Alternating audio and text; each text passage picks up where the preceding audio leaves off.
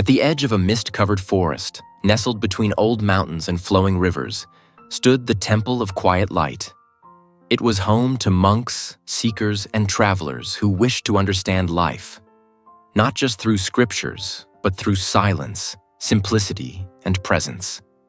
Among them was a young monk named Riku, only 22 years old, with a kind heart and curious eyes. Beside him trained Tenzin, a light-hearted, impulsive boy of 17. Visiting the temple was Kaida, a thoughtful woman who questioned everything. And watching over them all was Master Eshin, an old monk whose silence spoke louder than any sermon. Chapter 1. Silence in the Face of Anger. One summer morning, Riku and Tenzin were sent to a nearby village to distribute medicine. As they passed the tavern, a drunk man staggered into their path. "You monks think you're better than us, huh?" he slurred, walking around like saints. Then he slapped the bowl from Riku's hands. Medicine scattered across the ground. Tenzin's fists clenched. "Say one more word and—" But Riku gently placed a hand on Tenzin's shoulder and bowed to the man, his face calm. Later that night, as the two boys returned to the temple, Tenzin blurted out, "Why didn't you stand up for yourself? That man humiliated you." Master Eshin, listening from nearby, spoke softly. "When someone is burning with anger, your silence becomes your shield. If you argue, you become like them. But if you stay silent, their fire dies on its own. The first sacred silence," Eshin said, "is when you are insulted by anger. Do not feed the flame." Chapter 2.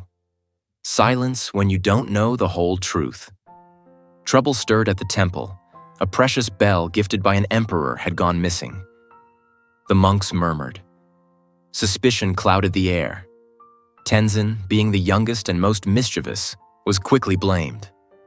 "I saw him sneaking around the prayer room," said Elder Koji, stern and cold. "He's always hiding something." "I didn't do it," Tenzin cried. But no one believed him. Kaida, who had grown close to Tenzin, asked Riku, "Why don't you defend him? Don't you trust him?" Riku replied, "I do. But truth is still arriving. Words spoken in ignorance can break trust forever." Days later, it was discovered that a traveling monk had mistakenly packed the bell in his luggage. He returned it with apologies. Tenzin was cleared. Elder Koji, ashamed, bowed deeply before Tenzin. Master Eshin gathered everyone and said, "The second sacred silence is when the full truth is unknown. In rushing to speak, we risk doing harm we cannot undo." Chapter 3. Silence when words deepen pain. A woman named Ayumu arrived at the temple gates. Her eyes were swollen with grief. Her child had drowned in the river 2 days before. She collapsed before the monks, sobbing, "Why? Why would the gods take my baby?" Kaida approached her gently and began, "Perhaps it was fate or karma." But Master Eshin raised his hand. He walked slowly to Ayumu and sat beside her in complete silence. No words, just presence. An hour passed. Then Ayumu whispered, "Thank you for not trying to explain what can't be explained." After she left, Kaida asked, "Why didn't you speak to comfort her?" Eshin replied, "The third sacred silence is when someone is in deep pain. Words, even well-meaning, may only deepen their wound. Presence is often the greatest gift." Chapter 4. Silence when you are praised. Weeks later, a fire broke out in a nearby forest. Riku led villagers and monks to safety, guiding them through smoke and ash. He became a hero. "You saved lives, Riku," Tenzin beamed. "They're calling you a bodhisattva." Riku only smiled and returned to sweeping the courtyard, as if nothing had happened. That evening, Kaida found him meditating beneath the Bodhi tree. "You deserve the praise," she said. "Why hide from it?" Riku opened his eyes and said, Praise is like perfume. Pleasant, but if you drink it, it poisons you. Master Eshin, overhearing, added, "The fourth sacred silence is when praise inflates your ego. In silence, the soul stays grounded. In humility, it grows." Chapter 5. Silence in Deep Realization. Extended Scene.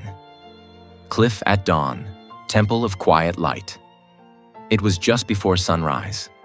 The world was still, wrapped in the soft veil of dawn mist. Young Riku walked alone up the eastern cliff behind the temple, a sacred place where few ever ventured. He had been meditating for hours, but this morning felt different. The stillness outside mirrored a strange stillness inside him. Not a thought, not a worry. Just breathe. As the first golden ray of light spilled over the mountains, something happened. Time paused.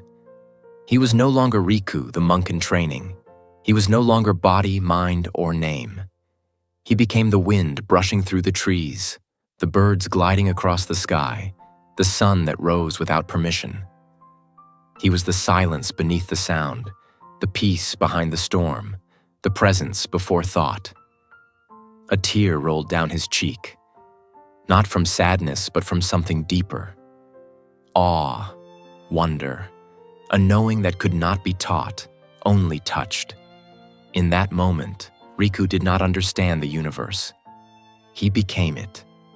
He slowly stood, his legs trembling not from fear, but from the overwhelming stillness now flooding his body. He rushed back to the temple, his eyes wide with childlike wonder, heart thundering, yet silent. He found Master Eshin sweeping the stone path as always. "Master." "I saw it," Riku said breathlessly. "I saw everything. I became nothing, and yet everything at once. It cannot be described, but it was more real than anything I've ever known." Eshin looked up, smiled gently, and nodded. Then said only one word. "Good." Riku blinked, waiting for more. "But shouldn't I tell others? Shouldn't I share it? So they can experience it too?" Kaida, overhearing from nearby, stepped in. "If truth can awaken people, shouldn't we shout it from the mountain?" Eshin shook his head slowly. "The deepest truths live in silence. When we speak too soon, we invite misunderstanding. When we preach too loudly, we feed our own ego. Some truths must ripen in the soul before they can be shared without distortion." Akira, sitting by the temple pond, added, "When I was a warrior, I shouted about what I knew. Now I whisper what I feel." Riku lowered his gaze. He understood. The experience was not his to explain. It was his to live, his to protect. That evening, he sat once more beneath the Bodhi tree. And this time, he did not seek any visions. He did not chase understanding. He simply sat, smiling, silent. From that day forward, he spoke even more sparingly, but with far more weight. When he did speak, it came from a place beyond opinion, beyond learning. It came from lived stillness. Epilogue: The Scroll of Silence. Years later, Riku became the temple's abbot. In the great hall, he placed a scroll with 5 lines. "Be silent when anger confronts you. Be silent when truth is incomplete. Be silent in the face of deep sorrow. Be silent when pride seeks to rise. Be silent when truth reveals itself." Students from around the world came to study at the Temple of Quiet Light. Some asked difficult questions. Some argued. Some sought praise. Riku, now older and wiser, would often listen and say nothing. And in that silence, transformation would begin.